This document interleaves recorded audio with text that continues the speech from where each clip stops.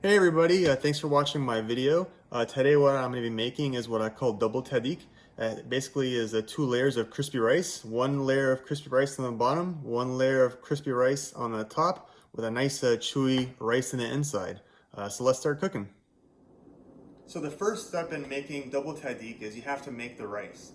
What I do is I take 1 cup of basmati rice, I take 1¼ cups of water, 2 pinches of kosher salt, which is about a heaping teaspoon of kosher salt, and I take 1 tablespoon of butter. I turn the heat up to a medium-high heat, and I wait for the water to start boiling. Alright, now that the water is at a rapid boil, I'm going to put the cover on the skillet, and I'm going to turn the heat down to just a little bit higher than low to keep the water at a simmer. And we're going to let it simmer for 15 minutes. And while the rice is cooking, what we're going to do next is we're going to preheat the oven to 350 degrees Fahrenheit. That's right, we're going to be using an oven to finish making the double tahdig. That's one of the secrets I found. So let's go preheat the oven. So to give you a backstory as to how I came up with this recipe, what I was basically trying to do is recreate a tahdig that I had at a restaurant in Atlanta, Georgia, or near Atlanta, Georgia. It's a restaurant called Persepolis. What they do is they sell tahdig, and they'll sell it to you with a stew put on it. You can have a koresh gaime, you can have koresh fesenjun, and you can have a koresh gourmet sabzi put on it. And their tahdig is quite thick, and I really wanted to have a nice thick tahdig, something that can stand up to a stew. So that was my goal in this. I didn't get it the way they made it, but I still made it a way that I actually prefer. Okay, so the rice has been cooking for 15 minutes. What I like to do is I like to fluff the rice up a little bit. You can see the rice is nice and fluffy.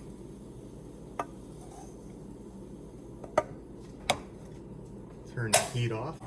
The next thing to do is I like to take a non-stick skillet, put about a tablespoon of butter in, and put the heat to a medium-high heat and melt the butter until it starts sizzling. Now, if you're not familiar with skillets like this is a carbon steel skillet. It's naturally non-stick. The more you cook with it with oil, the more non-stick it gets. So now while the butter is melting, what I like to do is I like to take about 2 heaping spoonfuls of yogurt and add it to my rice. Greek yogurt might be the more favorable yogurt to use since it doesn't have as much liquid, so you're not adding any more water to the rice. I like to mix it up, and since my yogurt doesn't have any salt in it, I like adding just a little bit more salt to my rice. And then you can taste the rice after you add the salt, see if it needs any more salt or if the rice is just perfect. Alright, so now that my butter is sizzling, what I'm going to do is I'm going to add all of my rice to the skillet.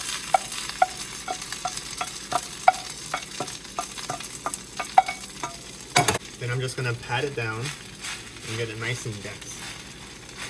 Once the rice is nice and densely packed down, what I do is I take an oven-safe skillet. I use a small cast iron skillet, and I put it on the top of the rice, and I press it down as hard as I can. And when you do that, the rice on the side is going to come pushing out. So what I like to do is I like to take my spatula and just push it down on the sides too. Now make sure the skillet you're using on the top is very clean on the bottom so you don't get the rice dirty.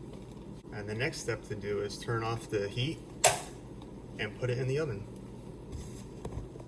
Alright, so what I do is I just take my skillet, I put it in the oven at 350 degrees Fahrenheit. I have the timer set for 1 hour and 20 minutes. So that's what my rice looks like when it's cooking in the oven. Since I have a small oven, I'm putting it on convection heat to keep the heat even. You can look at the rice on the outside while it's cooking, and you can monitor it too. It's going to be turning brown and a little crispy too while it's cooking. Alright, my 1 hour and 20 minutes timer has gone up, and the rice is ready. You can see on the edges the rice is nice and crispy, so it's just the way I like it.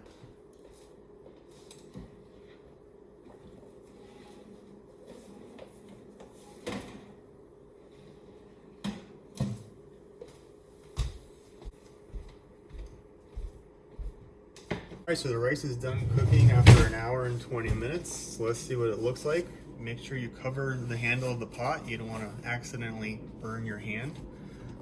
Take the top portion off, and you can see that the rice is a nice golden brown, and if you hear it, it's nice crispy on the top. It's perfect. Now, even though the skillet is non-stick, I haven't been using it enough to make it completely non-stick. Like I said before, it gets more non-stick the more you use it with oil. So I got my spatula here just to help separate it from the bottom.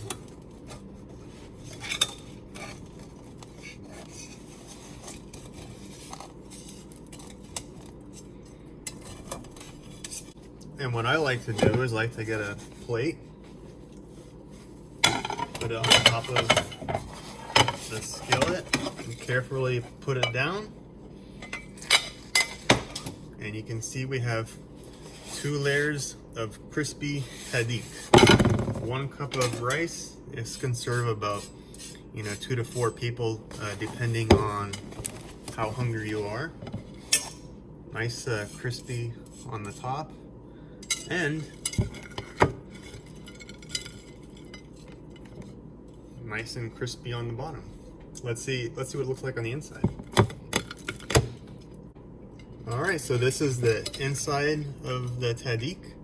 You can see it's nice and chewy and perfectly cooked, crispy on one side and crispy on the bottom. So if you love crispy rice, if you love tahdig, this is perfect for any stew or just by itself.